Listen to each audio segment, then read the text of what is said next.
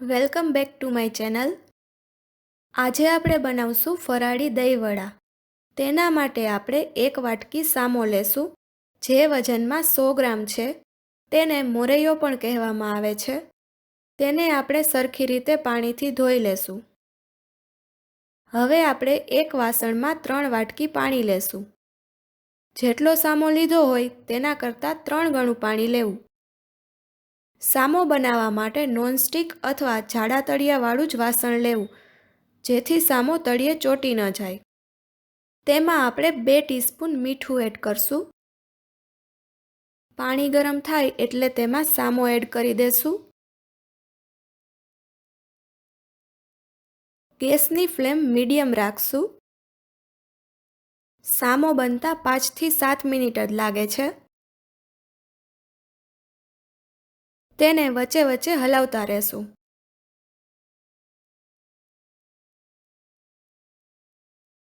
હવે 5 મિનિટ પછી તેની કન્સિસ્ટન્સી થીક થઈ ગઈ છે. તેને 2 મિનિટ માટે ધીમી આંચ પર રહેવા દેશું. હવે સામો બફાઈ ગયો છે અને બધું પાણી બળી ગયું છે. આપણે ગેસની ફ્લેમ ઓફ કરી દેશું અને તેને અલગ વાસણમાં કાઢી ઠંડો થવા દેશું. હવે આપણે દહીંવડા માટે દહીં તૈયાર કરી લેશું. તેના માટે અત્યારે મેં 2 કપ દહીં લીધું છે. દહીં વધારે ખાટું ન હોય તેવું લેવું.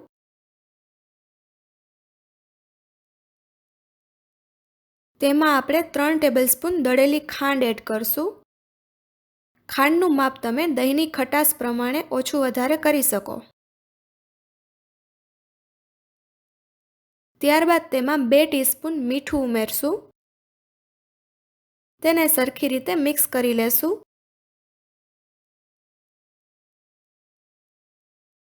દહીંવડા માટે દહીં તૈયાર છે. તેને ફ્રીજમાં ઠંડુ થવા માટે મૂકી દેશું. હવે સામો ઠંડો થઈ ગયો છે.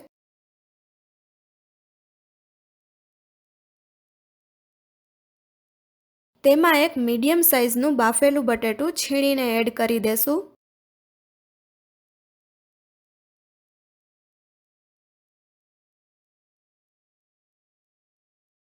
ત્યારબાદ તેમાં 3 ટેબલસ્પૂન તપકીર એડ કરશું.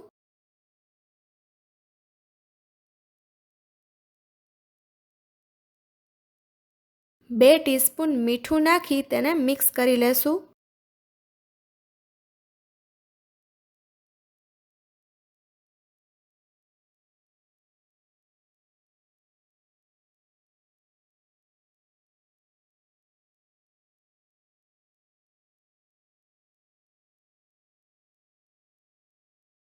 હવે આ મિક્સચર તૈયાર થઈ ગયું છે. તેમાંથી આપણે વડા બનાવી લેશું.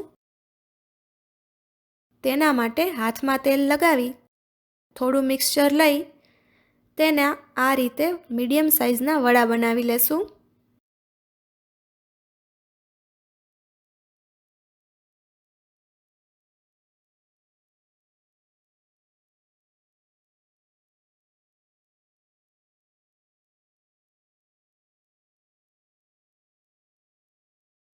હવે બધા વડા તૈયાર છે. આટલા મિક્સચરમાંથી મીડિયમ સાઇઝના 20 વડા તૈયાર થયા છે. તેને હવે તળી લેશું. તેના માટે એક કડાઈમાં તેલ ગરમ થવા માટે મૂકી દેશું. તેલ ગરમ થાય એટલે તેમાં વડા નાખશું.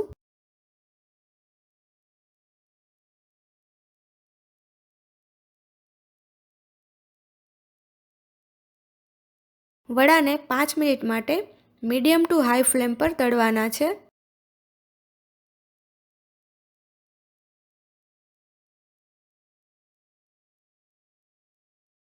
વડાનું ઉપરનું પડ થોડું ક્રિસ્પી થાય એટલે તેને કાઢી લેશું.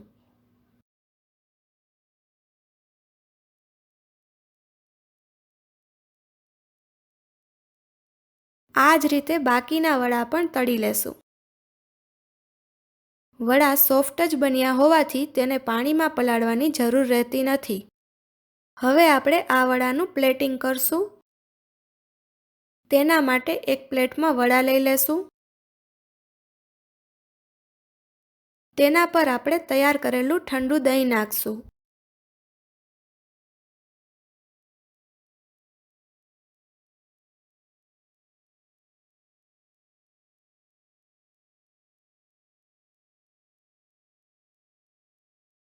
ત્યારબાદ તેના પર ખજૂર આંબલીની ચટણી નાખશું.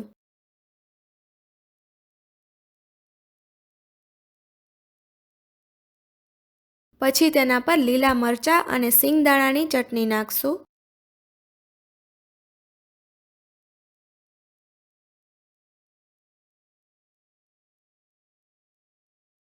તેના પર લાલ મરચું સ્પ્રિંકલ કરી દેશું.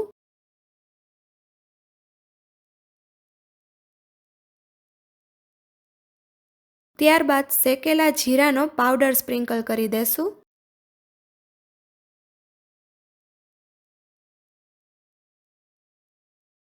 છેલ્લે દહીંવડાને દાડમના દાણાથી ગાર્નિશ કરશું.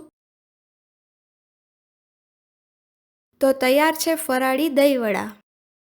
જો તમને આ રેસીપી પસંદ આવી હોય તો વિડીયોને લાઇક અને ચેનલને સબસ્ક્રાઈબ કરવાનું ભૂલતા નહીં.